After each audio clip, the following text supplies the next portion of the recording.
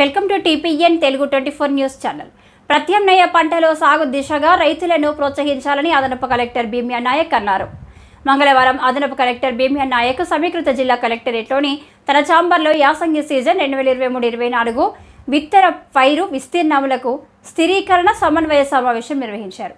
మండల స్థాయిలో వివిధ అధికారులతో చర్చించి పంటల వారీగా స్థిరీకరించబడిన విస్తీర్ణం పరిగణలోకి తీసుకుని జిల్లా స్థాయి పైరు విస్తీర్ణంలు తయారు చేశారు అని అధికారులు వివరించారు.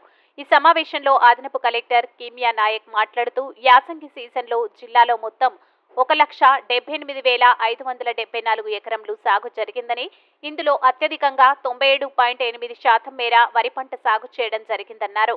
ప్రస్తుత సీజన్లో భూగర్భ నీటి వనరుల ద్వారా 1,51,100 ఎకరాలకు, ఉపరితల జల వనరుల ద్వారా 27,474 ఎకరాలకు సాగునీరు అందించడం జరిగిందన్నారు.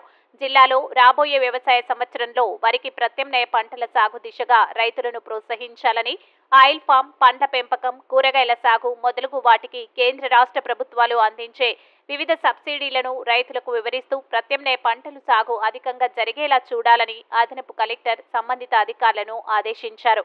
ఈ సమావేశంలో ముఖ్య ప్రణాళిక అధికారి శ్రీనివాసాచారి, జిల్లా వ్యవసాయ అధికారి భాస్కర్, జిల్లా హార్టికల్చర్, సెరికల్చర్ అధికారి జ్యోతి, సంబంధిత అధికారులు తదితరులు పాల్గొన్నారు.